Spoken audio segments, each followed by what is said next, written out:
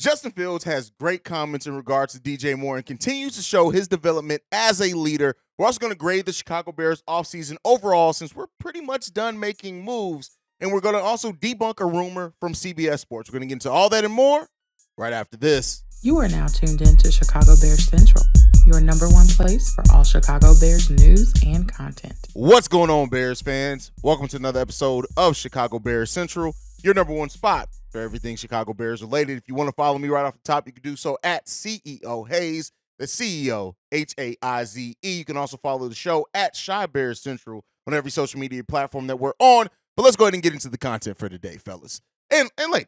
It's more than just fellas, and the ladies that like to support the channel. But with that being said, let's go ahead and get into it. So Justin Fields just has recently talked about DJ Moore and the acquisition there, just saying how much he knows that DJ Moore loves the game of football. And he went on to say this: I think it's important, being a quarterback, for me to build that camaraderie with everyone. His first night here, I went out to eat with him and his family. That was cool to get to know him a little bit. We didn't know each other that well at that point, but the more that we spent with each other, the more comfortable we've gotten around each other. He's a great person and, of course, a great football player. Now, I hear that Justin Fields met DJ Moore and his family basically right after they got off the plane, took them out to eat, and then we all know that they went to the Chicago Bulls game with him, Chase Claypool, Darnell Mooney.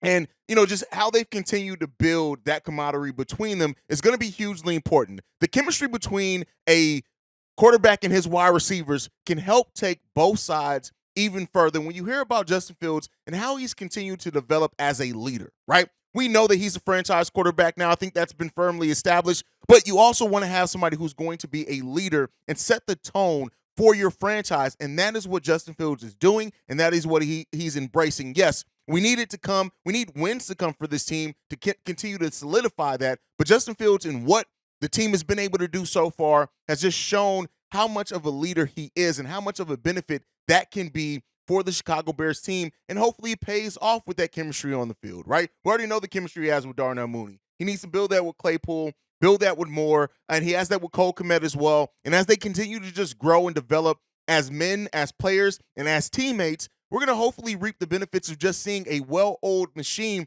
And we have the potential, and I always hesitate to say this, and to say these type of things because I know it can come off as a little hyperbolic, and that's just not one thing that I like to be as a content creator.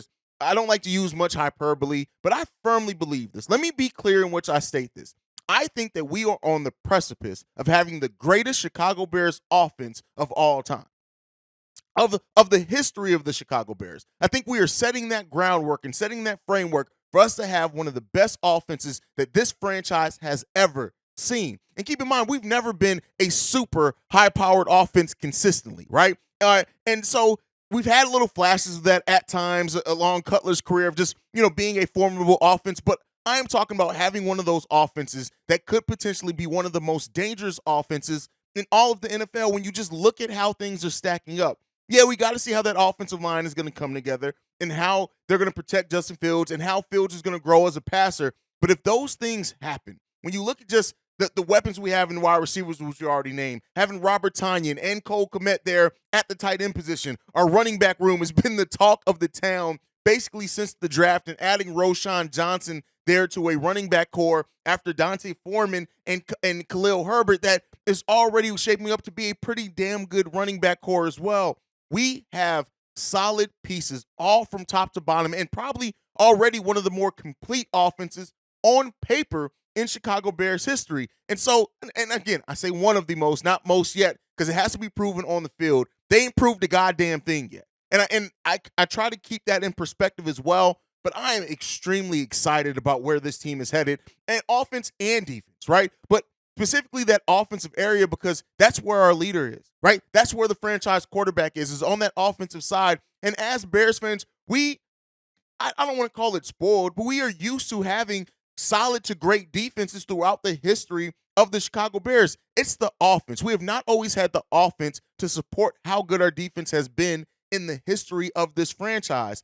The fact that we're on the precipice, I feel, and close to getting and having the best offense in the history of this franchise, listen, it gets me excited as a fan. And even as, as a content creator, sometimes I have to separate the fan part of me from the content creation side and trying to be objective in that, right? But the fan side, hey, Cordero, right? The Chicago Bears fan, not Haize, the podcaster, just really is just so buying into what we have on paper with this offense. And I, for one, hope that it comes to fruition on the football field, because I'm super excited about what we can become. But it's up to Justin Fields' growth. A lot is up to Luke Getsy, his growth, as well as an offensive coordinator and play caller as well, and utilizing these weapons, because you can have weapons and not use them correctly, and then all that talent you have on paper doesn't show up on the football field. And I really do hope that that's not what we have to worry about. It's going to be, it's not going to be the well-oiled machine right to start the season, and we may not see the benefits until we build some continuity and growth into even next season with the team, where we really see it really try to fire off on all cylinders. But I hope we see those flashes. I hope we see that framework. I hope we see that little bit that lets us know that we are truly on that trajectory to have a really great offense. But with that being said, I've talked about a few of them here. I want to grade the overall offseason by the Chicago Bears. And I think that, we've graded free agency, we've graded the draft, and if you've watched the channel throughout all that time, you may have an indication on where I'm going to go with this. But we've had an offseason that has been just getting the right pieces, right? Not necessarily getting the big names, not spending the big money, but getting the right pieces. So I want to go over what we've done so far in free agency. And when you look at, first off, what we did in acquiring DJ Moore in a trade, right?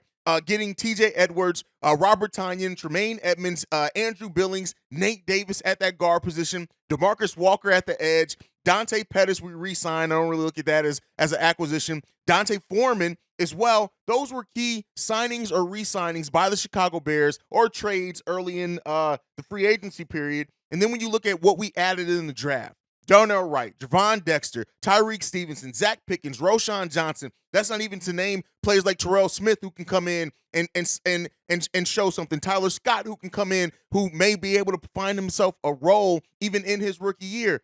We've gone out and added so many weapons for this offense, while also improving our defense, and that being something that we're bringing in veterans, but still young players at that as well. We did not sign a lot of older players in this, but we came in and got veterans who have been in the NFL in a while, but maybe even still have a little bit more to show, a little bit more room for growth, that we can maybe even unlock a little bit more with the makeup of this roster. Overall, what Ryan Poles has done here in his second offseason, if you look at where the Bears were when he took over the team to where they are now, you cannot deny that this man has put his stamp on this football franchise. And whether it works or not, that's what remains to be seen. We'll end up seeing, the story will be told on that, absolutely in hindsight, as most things are with the NFL. But Ryan Poles has come in, he's added positions, not even added a lot of long-term questionable contracts as well. Tremaine Edmonds, yes, got a big contract, but outside of that, a lot of the contracts that he added have been very favorable to the players and to the team. And that's one thing about Ryan Poles that I like what he does.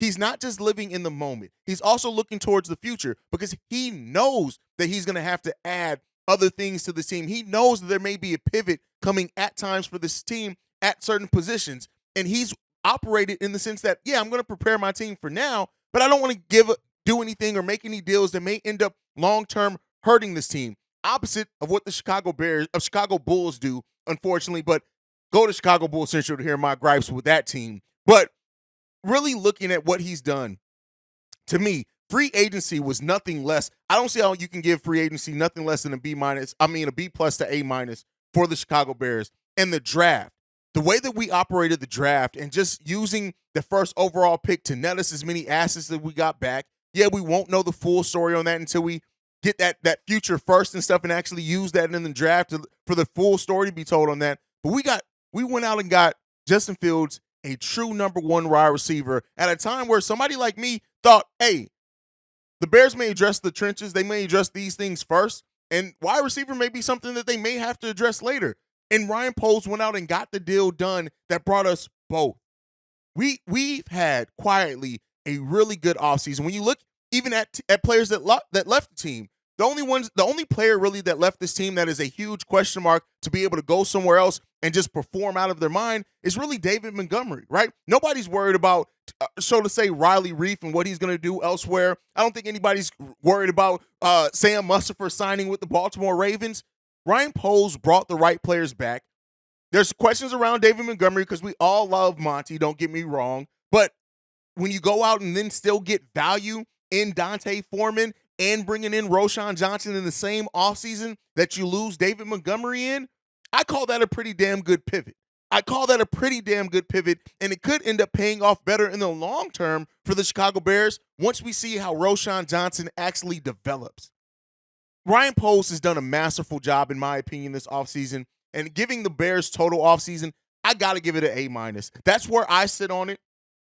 And it can even go to A+, depending on how some of these players develop, how some of these rookies end up getting into the starting lineup, if they do. If he does make a favorable trade for an edge or maybe goes out and sign an edge that eventually does pay big dividends for the Bears. Overall, I'm in love with what we did this offseason. And this is one of the more exciting times in me in my 36 years of being a Bears fan. And I know not everyone shares as much optimism as I do about the Chicago Bears roster, and that's absolutely fine. I can understand. Understanding and agreeing are different, right? I can understand some of the pessimism that's around this, the moves that the Chicago Bears have made. I can understand it. I don't necessarily agree with it, but I definitely understand where you guys are coming from that think, hey, did we do enough?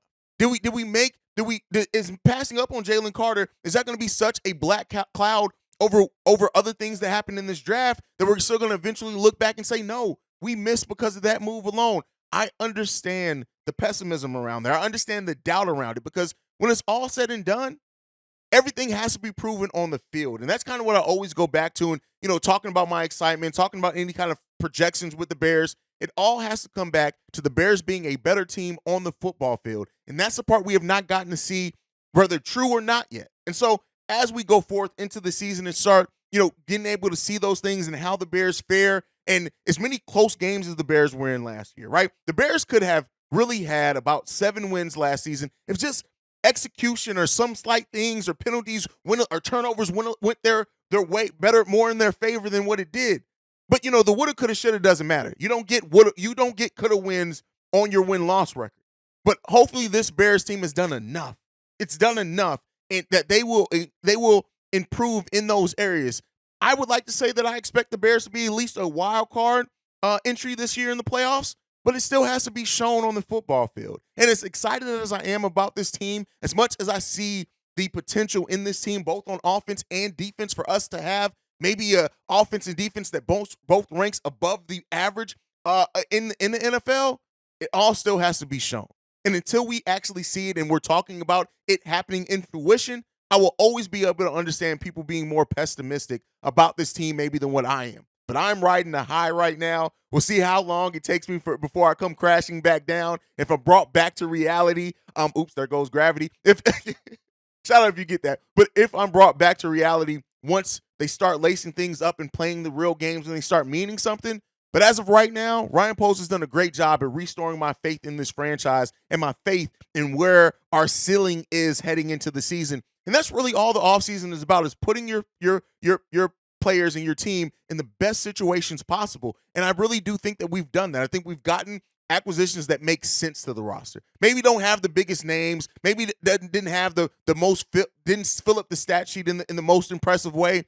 But when everything comes together, I'm liking how this team looks in totality on paper right now. And let's see if that comes into fruition in real life once the game starts. Now, before we go today, I do want to debunk some rumors, right? So CBS Sports has come out, and Quinnen Williams, who has had a tweet and talking about some defensive tackle seems like he's going to be leaving that team. And so the question is right now is, could the Bears be a fit? And this was raised by CBS Sports. And what was the guy's name who did this one? I don't even have his name. Why don't I have the name up? Tyler Sullivan. That's what it was. Tyler Sullivan. There you go. CBS Sports says this: Chicago passed on selecting defensive lineman Jalen Carter at the NFL draft and instead moved down to take offensive tackle Darnell Wright. They did bring aboard a couple of defensive tackles on day 2 with Jervon Dexter and Zach Pickens, but could still stand to improve that piece of their defense even more. At just 25 years old, Williams would fit seamlessly into the Bears' young nucleus, and head coach Matt Eberflus, a former defensive coordinator, would certainly love to bring in a player of his caliber to jumpstart their defense for 2023. Now, while I'm not going to completely call bullshit on this, right? In knowing Ryan Poles, and this is why I don't really like the national media, because I feel like they do try to make sense of it, but they talk themselves into things. Hey, Williams' contract is $10 million, or right below $10 million.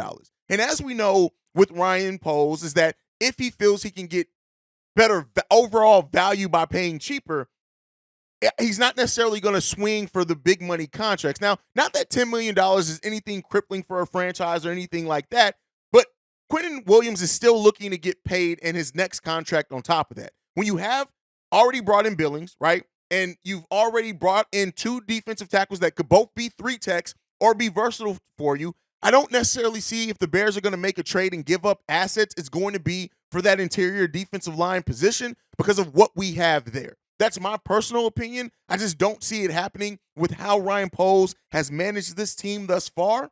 And I do think if Ryan Poles is going to give up anything in a trade, it's going to be at a position of need rather than a position that we have depth at now, and we have players that theoretically you're going to want to project to be your starters. Now, that is not to take away from the talent that Quentin Williams is. He is a talent. He is a dog. He can come in and definitely improve most defensive lines immediately upon his impact. He is an all-pro defensive tackle for a damn reason.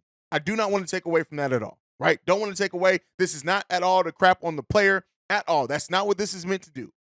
But it's meant to say that with where this team is and how this front office is operated, I don't necessarily see it happening. And they go on further in this article to kind of say, well, Dexter Jr. didn't produce in Florida, which he did produce. We've already talked about why those numbers are a little bit lower in Florida and how they play there. Zach Pickens, listen, Zach Pickens can be an absolute monster, but I don't necessarily see them going after Quentin Williams, who, yeah, listen, he got 12 sacks last season and forced 3 turnovers as well on top of that. This guy is a monster.